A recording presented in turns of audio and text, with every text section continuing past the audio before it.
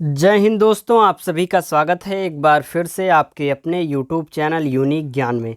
आज हम BA first semester का चैप्टर 3 देखेंगे, जिसमें क्लास 1 है। यह चैप्टर 3 में 2 क्लासेस कराई जाएंगी, क्योंकि यह जो सौरमंडल और पृथ्वी की उत्पत्ति है, यह एक वीडियो में अगर आपको सभी टॉपिक्स बताएंगे तो वीडियो बहुत लंबी हो जाएगी। अलग अलग वीडियो में अच्छे से हर एक टॉपिक आपको यहाँ पर समझाया जाएगा। अगर आप चैनल पर नए हैं तो चैनल को सब्सक्राइब कर लीजिए, क्योंकि यहाँ पर पूरा सिलेबस आपका कराया जाएगा। साथ ही साथ नोट्स प्राप्त करना चाहते हैं तो हमारे टेलीग्राम चैनल को ज्वाइन कीजिए। वहाँ पर सभी क्लासेस की, सभी चैप्टर्स की आपको नोट्स प्राप्त करवा दिए जाते हैं। और किस यूनिवर्सिटी से हैं आप यह भी कमेंट करके ज़रूर बताएं। वीडियो समझ में आई या कोई क्वेश्चन पूछना हो तो कमेंट करके पूछ सकते हैं। और आप कौन सा सब्जेक्ट बीए फर्स्ट सेमेस्टर में जियोग्राफी के अलावा लिए हुए हैं वह भी बताएं, जिससे आपके उस सब्जेक्ट का भी पूरा सिलेबस अच्छे से यहाँ पर कवर कराया जा सके। तो चलिए देखते हैं सौरमंडल और पृथ्वी की उत्पत्ति के बारे में। सर्वप्रथम हम किसके बारे में पढ़ेंगे? सौरमंडल के बारे में। सौरमंडल में हम देखेंगे कि सौरमंडल क्या होता है, सौरमंडल में क्या क्या चीज़ें पाई जाती हैं, और सौरमंडल में संबंधित कुछ सामान्य तथ्यों को ध्यान रखकर पृथ्वी की जो उत्पत्ति संबंधी विचार प्रस्तुत किए गए हैं, उन सभी चीज़ों के बारे में हम इस चैप्टर को देखेंगे। तो चलिए देखते हैं सौरमंडल।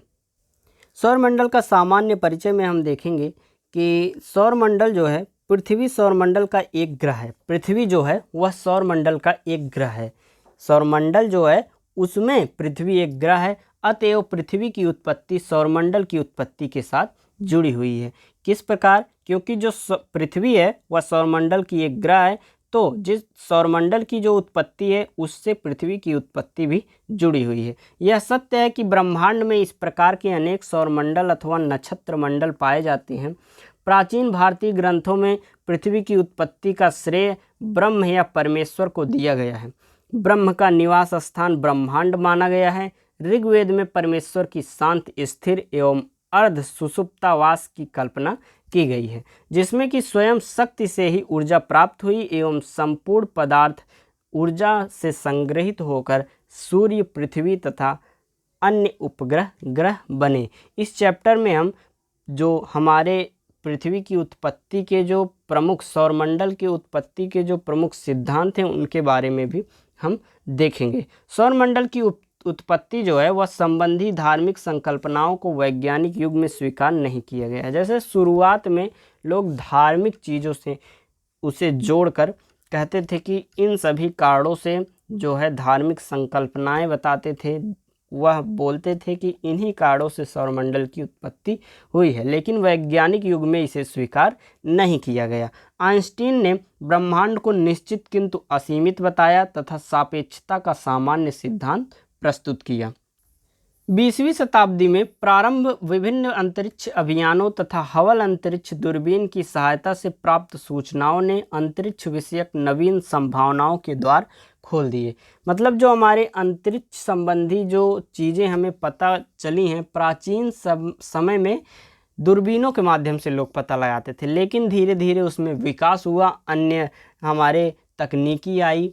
आज हमारा वहाँ पर बहुत से कृत्रिम उपग्रह हैं या बहुत सी तकनीकियों के माध्यम से अंतरिक्ष के बारे में खोज किया जा रहा है। ब्रह्मांड की उत्पत्ति के संबंध में आधुनिक सिद्धांत आकाशगंगा के प्रसार पर आधारित है। वैज्ञानिकों ने सौरमंडल से संबंधित कुछ सामान्य तथ्यों को ध्यान में रखकर पृथ्वी की उत्पत्ति संबंधी अपने विचार प्रस्तुत किए हैं। पहला तथ्य क्या है? गति व दिशा। सभी ग्रहों की कक्षाएं लगभग वृत्ताकार हैं तथा अधिकांश एक ही दिशा में सूर्य की परिक्रमा लगाते हैं। सूर्य का विषुवतीय रेखीय अक्ष तथा ग्रहों के अक्ष लगभग समानांतर होते हैं, समानांतर हैं। जो सूर्य की परिक्रमा लगाते हैं वह एक ही दिशा में लगाते हैं, जो अनेक ग्रह हैं। सभी ग्रह जो है कक्षाएं लगभग उनकी वृत्ताकार होती हैं और सभी ग्रह अपनी अलग अलग कक्षाओं में परिक्रमा सूर्य की करते हैं। दूसरा तथ्य है खगोलीय दूरियां। सौरमंडल के समस्त ग्रहों का वितरण तथा उनके मध्य की दूरियां भी किसी व्यवस्था या नियम के अनुसार लगती हैं। ग्रहों का वर्गीकरण। आकार तथा संरचना की दृष्टि से सौरमंडल के ग्रहों को 2 वर्गों में विभाजित किया जाता है, आंतरिक ग्रह तथा बाह्य ग्रह। बुध, शुक्र, पृथ्वी और मंगल आंतरिक ग्रह हैं। बाह्य ग्रहों की तुलना में इनकी परिभ्रमण की गति तीव्र है तथा सामान्यतः आकार इनका छोटा है। इससे पहले के चैप्टर में हमने आपको सभी ग्रहों के बारे में बता दिया है कि कौन सा ग्रह सबसे निकटतम है, कौन सा सबसे दूरस्थ ग्रह है, कौन सबसे बड़े ग्रह हैं, कौन सबसे छोटा ग्रह है। इन सभी चीज़ों के बारे में इससे पहले की चैप्टर में हम पढ़ चुके हैं। सौरमंडल के पास जो हमारा सूर्य है सौरमंडल में, उसके कितने ग्रह हैं? हमारे 8 ग्रह हैं। 8 ग्रहों के बारे में हमने इसके पहले के चैप्टर में पढ़ा था। कौन कौन से ग्रह हैं? बुध, शुक्र, पृथ्वी, मंगल, बृहस्पति, शनि, अरुण और वरुण। इन सभी ग्रहों के बारे में हमने पिछले चैप्टर में पढ़ा हुआ था। यह जो हमारा चैप्टर है इसमें लगभग चीज़ें हमने पहले आपको बताई कि याद करने वाली हैं। अगर आप समझ जाएंगे तो याद करने में भी आपको आसानी होगी, इसलिए ध्यान से आप लेक्चर को सुनते रहिए। इनकी संरचना लगभग समान है। उपग्रहों की संख्या बहुत कम है। बाह्य ग्रहों में बृहस्पति, शनि, अरुण और वरुण सम्मिलित हैं। इनकी परिभ्रमण गति मंद है किंतु उपग्रहों की संख्या अधिक है। ये सभी ग्रह आकार में बड़े हैं। चौथा हमारा है कोणीय संवेग। यद्यपि सूर्य का द्रव्यमान कुल सौरमंडल के द्रव्यमान का 99% से अधिक है, किंतु इसका कोणीय संवेग कुल सौरमंडल के कोणीय संवेग के 2% से भी कम है। इससे सूर्य व ग्रहों की रचना में आधारभूत अंतर की पुष्टि होती है। अब हम देखेंगे प्रमुख सिद्धांत एवं परिकल्पनाएं, अर्थात क्या सिद्धांत लोगों ने दिए हैं जिससे सौरमंडल या पृथ्वी की उत्पत्ति मानते थे वो लोग, उनके मत क्या हैं। तो सौरमंडल की उत्पत्ति या पृथ्वी की उत्पत्ति के संबंध में वैज्ञानिकों ने 18वीं शताब्दी में अपने विचार प्रकट करना प्रारंभ किया। इन सभी सिद्धांतों एवं परिकल्पनाओं को मुख्यतः 2 भागों में बांटा जा सकता है। पहला है एक तारक या अद्वैतवादी परिकल्पना, दूसरा है द्वैतारक या द्वैतवादी परिकल्पना। एक तारक या अद्वैतवादी परिकल्पना हम इस पूरे लेक्चर में समझेंगे।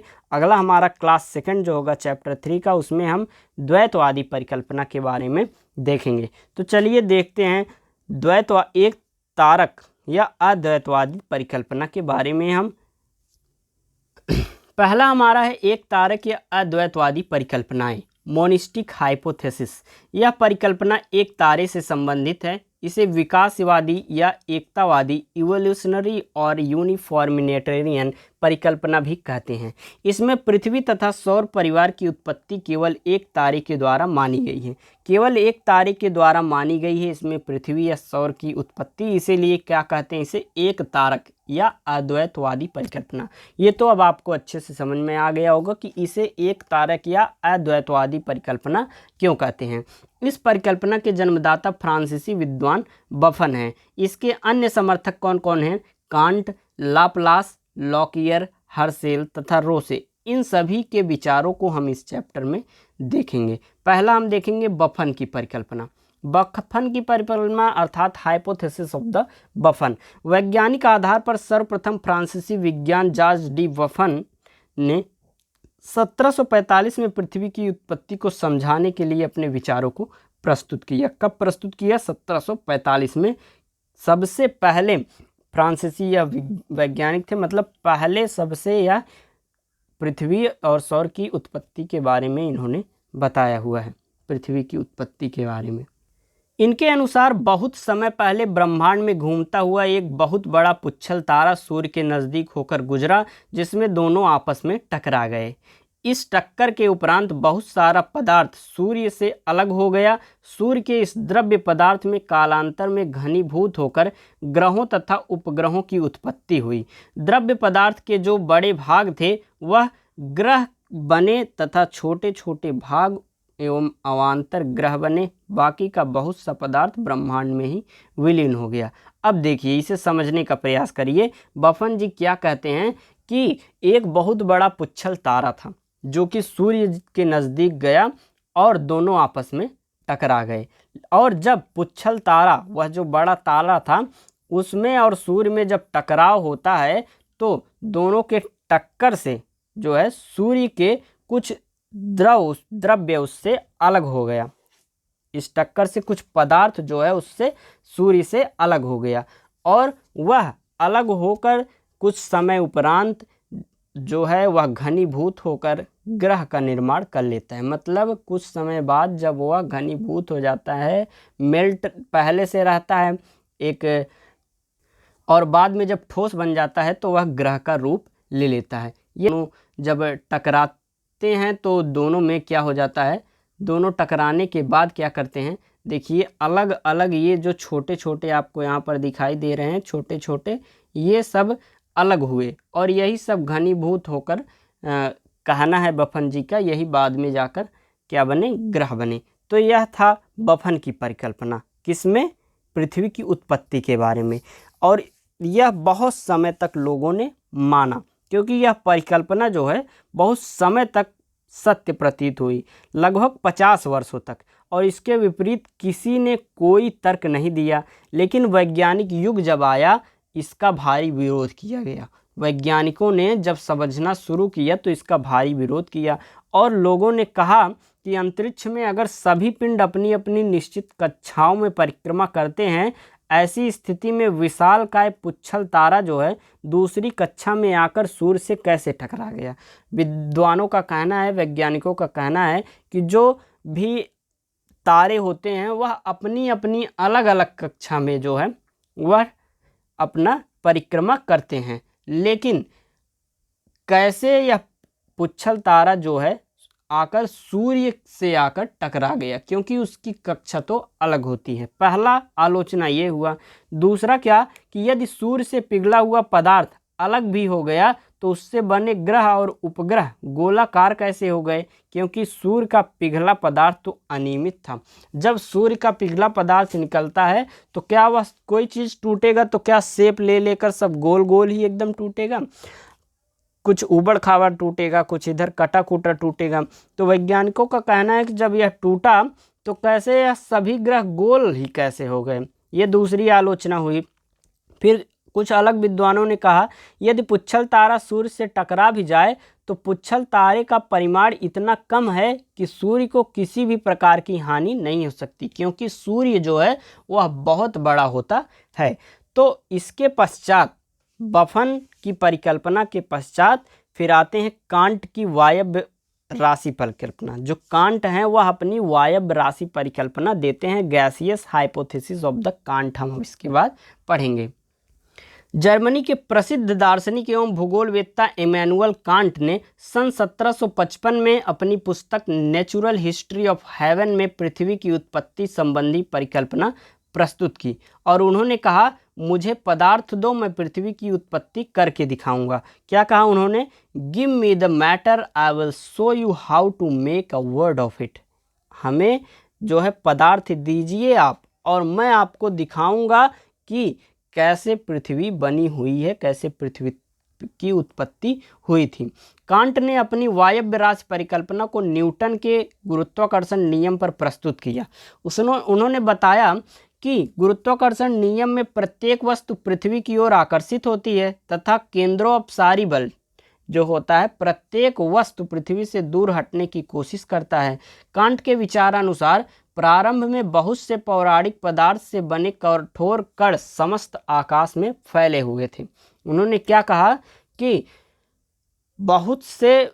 प्रारंभ में बहुत से पौराणिक पदार्थ जो है कठोर कण से बने हुए समस्त आकाश में फैले हुए थे, और ये सभी आद्य कण गुरुत्वाकर्षण के कारण एकत्र होकर आपस में टकराने लगे। इनके टकराने से ताप उत्पन्न हुआ, जिससे यह पदार्थ जो है द्रव तथा गैसीय अवस्था में आया। वह गैसीय पुंज केंद्रित हो जाने पर परिभ्रमण करने लगा।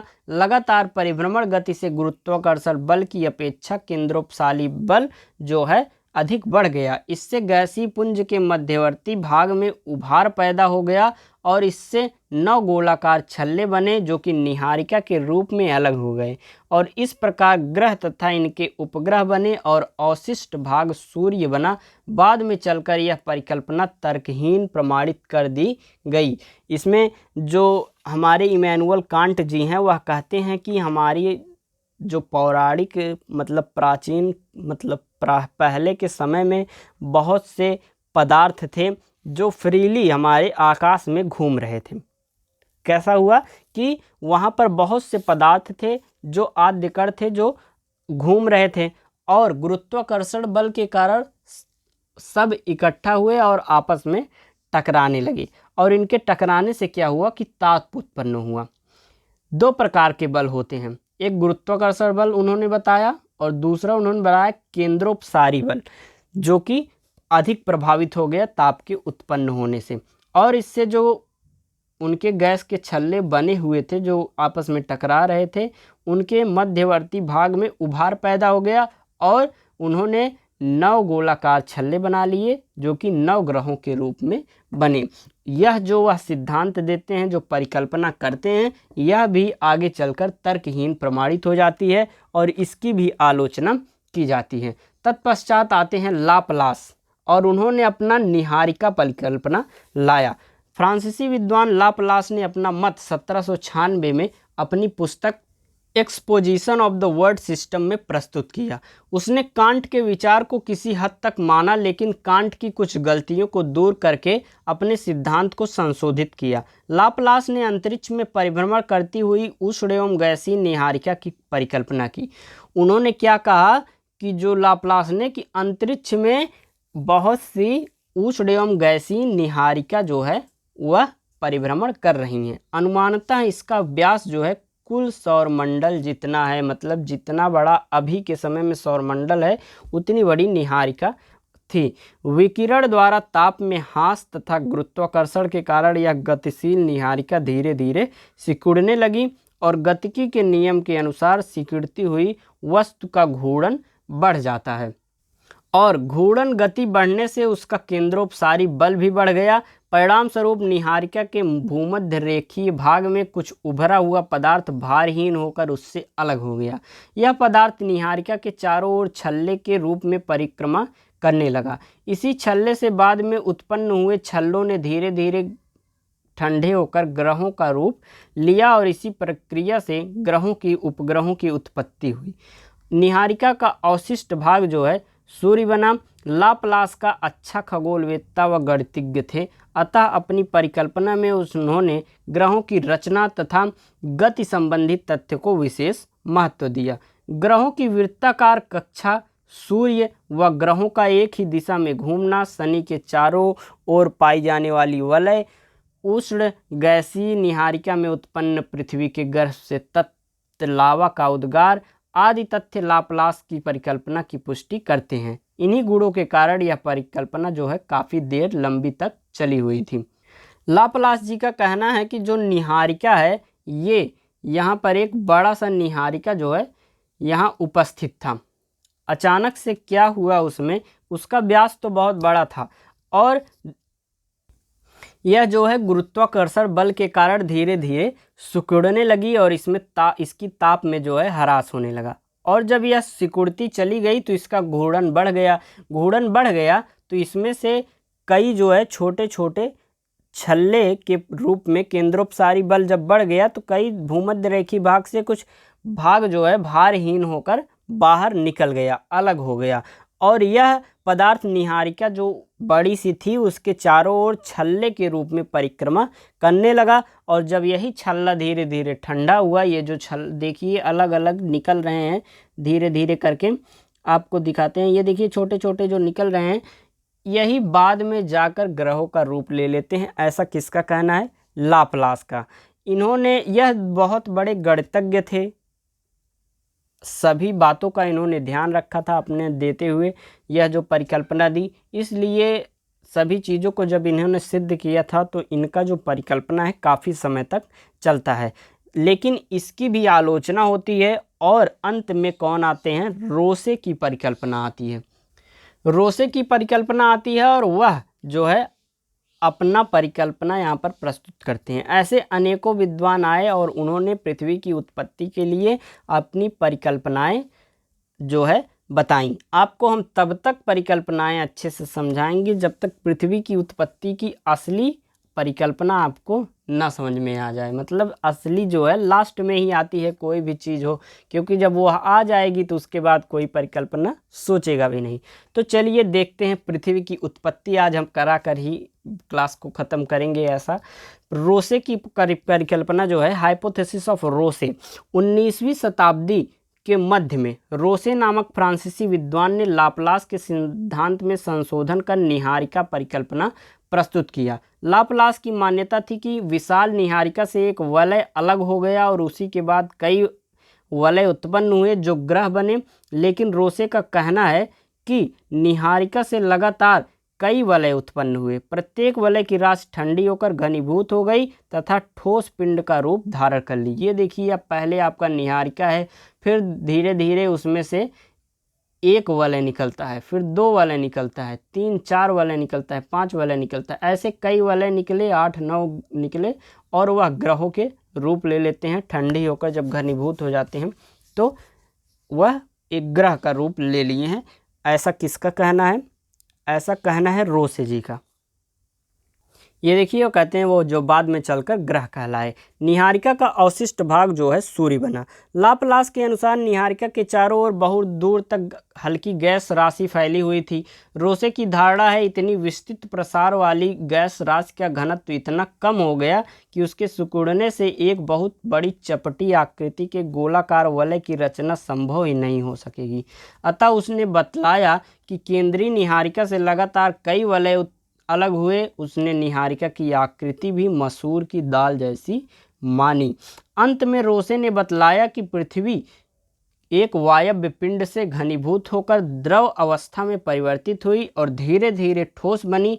अब भी पृथ्वी जो है पूर्ण रूप से ठंडी नहीं हुई है, केवल इसका ऊपरी भाग ठंडा हुआ है। यह तो आप जानते हैं कि आपकी पृथ्वी के गर्भ में अब भी बहुत ज़्यादा ताप है। आगे देखेंगे, आगे है हमारा लॉकियर की परिकल्पना, hypothesis of the Lockyer. British वैज्ञानिक लॉकियर ने सौरमंडल की उत्पत्ति को समझाने के लिए उल्काओं का सहारा लिया।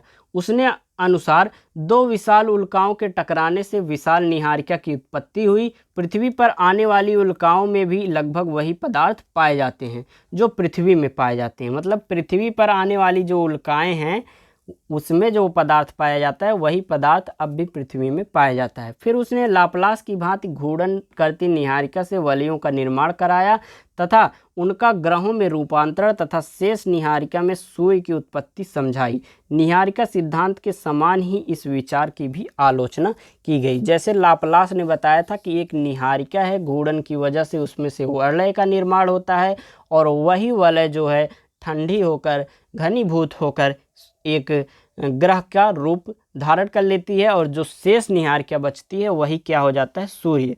यही किसने बताया था? लाप्लास ने। उसको थोड़ा सा अपना वायव्य दृष्टि देकर रोसे ने समझाया, फिर लॉकियर ने भी उसी आधार पर अपनी परिकल्पना दिखाई। आगे चलकर हमारा जो 3rd चैप्टर का 2nd क्लास कल होगा उसमें हम आपको जो है हमने आपको बताया 2 परिकल्पनाएं थी, 2 सिद्धांत थे 2 प्रकार के, एक अद्वैतवादी दूसरा द्वैतवादी। हमने आपको द्वैतवादी इस क्लास में बता दिया। कल हम द्वैतवादी पढ़ेंगे जिसमें आपको सही से पता चल जाएगा कि आखिर पृथ्वी की उत्पत्ति कैसे हुई। देखिए, आप कोई भी चीज़ पढ़ते हैं तो उसका इतिहास पढ़ते हैं। शुरुआत में लोगों ने उस पर क्या मत दिया, अंत तक जो भी मत दिए गए सभी जानकारी के लिए बहुत ही इम्पॉर्टेंट होते हैं। क्योंकि पहले के लोगों का क्या विचार था, क्योंकि तकनीकी कम थी और धीरे धीरे तकनीकी बढ़ती गई। अंतरिक्ष के बारे में, वहाँ की उत्पत्ति के बारे में, पृथ्वी की उत्पत्ति के बारे में, अनेक ग्रहों की उत्पत्ति के बारे में, उपग्रहों की उत्पत्ति के बारे में धीरे धीरे स्पष्टता आती गई और अंततः पता चला, जो कि हम कल के क्लास में पढ़ेंगे। तब तक के लिए वीडियो को लाइक करिए, कमेंट करके बताइए कि वीडियो आपको समझ में आई। जो क्वेश्चन ना समझ में आया हो तो कमेंट में आप पूछ सकते हैं। अपने दोस्तों के पास शेयर कीजिए, वह भी चैप्टर पढ़े और नेक्स्ट चैप्टर का वेट करें। धन्यवाद, मिलते हैं अगले वीडियो में।